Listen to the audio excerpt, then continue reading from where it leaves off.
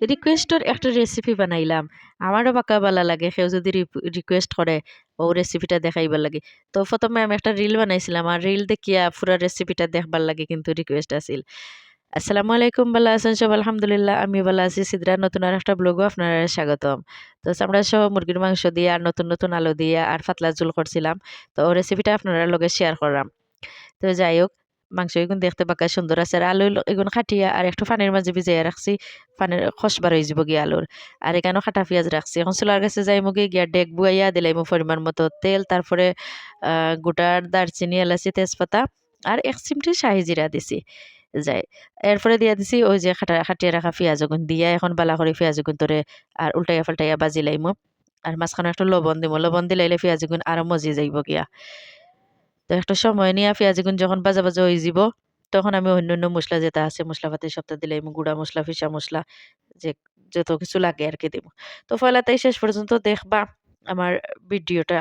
তার ইকানোর মাঝে এটা একটা সিক্রেট মসলা। তো আমি কই আপনারা এখানেও কিতা দিছি। এখানেও অল্প একটু জিরা দিছি। তারপরে দিছিলাম জয়ত্রী, জায়ফল, আদা, রসুন, টমেটো, একটু দই। সবকিছু একলগে দিয়া আর ফিশিয়া এখন আমি একটু কিসমিসও দিছিলাম। দিলাইলাম। এখন দিলাইমু গুঁড়া মসলা।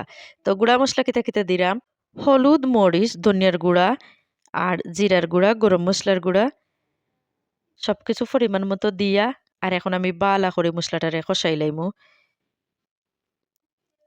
তো বালা করে মসলা কষাইয়া তারপরে আমি মাংস দিমু। তো আপনারা ভিডিও যদি স্কিপ না করেন ফেলা থেকে শেষ পর্যন্ত দেখবা আর ভালো লাগলে লাইক কমেন্ট করবা আর গরো বানাইয়া বাসাত বানাইয়া বা আর খাইবা। তো আমি এখন মসলাটা একটু বাজা হয়ে গেছে তলারে যাতে না লাগে অল্প একটু পানি দিলাইলাম। পানি দিয়া আর মসলা এগুন তোরে ইলাখান কষাইমু যত সময় পর্যন্ত না উপরে তেল বাসি আইছে এর আগ পর্যন্ত আমি কষাইতে থাকমু। তো দেখরানি উপরে তেল বাসি আইছে এখন আমি মাংস দিলাইমু। তো মাংসটা আমি ওলাখান সবকিছু দিয়া আর বালা করি আবারও কত সময় নিয়ে কষাইমু। তো আপনারা সবেও জানুন এইটা মুরগির মাংস, লাল মুরগি কিন্তু একটু শক্ত থাকে আর সময় নিয়ে কষাইতে হয়, রাঁধতে হয়। এখন আমি উল্টাইয়া পাল্টাইয়া সব মসলা একলগে খড়িয়া আর গুড়িয়া দিলাইমু।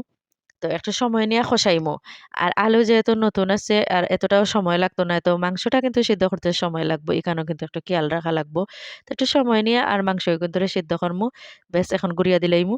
গুড়িয়া দিয়া আর কত সময় বাদে উল্টাইয়া পাল্টাইয়া লাড়িয়া ছাড়িয়া দিমু। তো এখান থেকে যথেষ্ট পানি বাড়াইবো। এখন আর পানি দেওয়ার দরকার নাই।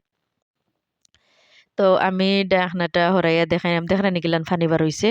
তো ওইলা পানি বার হইতে থাকো আর চুলার জাল বাড়াইয়া দিলে পানিটা টানি যাইব। তো আমি চুলার জাল বাড়াইয়া দিয়া আর আরো গরম পানি আরো কিছু এখানে এড করি লাইমু। করিয়া আর মাংসরে একদম সিদ্ধ করবার লাগি আর কি পানি দিমু একটু বেশি করে দিয়া আর বুয়াইয়া তৈ রাখমু। তো মাংস এগুন গলিয়া একদম হইতো না কারণ ব্রয়লার মুরগি কিন্তু নরম থাকে অত বেশি পানি দেওয়া যায় না। তো মুরগির মাংসের মাঝে কিন্তু পানি দেওয়া যায়। তারপরেও মনে হচ্ছে এখনো বালা করে সিদ্ধ হইছে না। তো পানি এগুন যে সময় কমিয়া আইব তখন আমি আলু দিলাইম।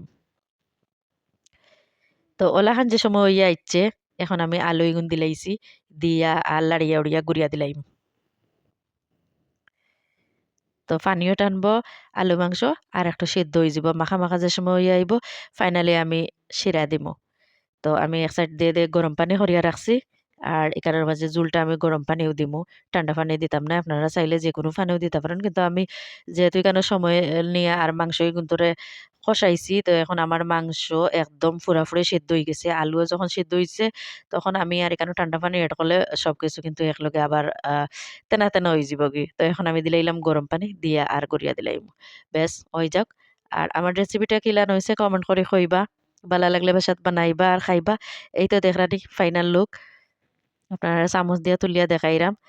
আলু মুরগির পাতলা ঝোল আমার কাছে কিন্তু ভাল লাগে। আমার বাচ্চাদের কাছেও কিন্তু খুব বেশি মজা লাগে। তো এইলাখান ওই গেলে আলু আর ১ পিস মাংস কোনো কথাও নাই। বেশ তারা যেই খুশি আমারও ভালো লাগে। আইজ এই পর্যন্ত সব ভালো থাকুক্কা। আল্লাহ হাফেজ।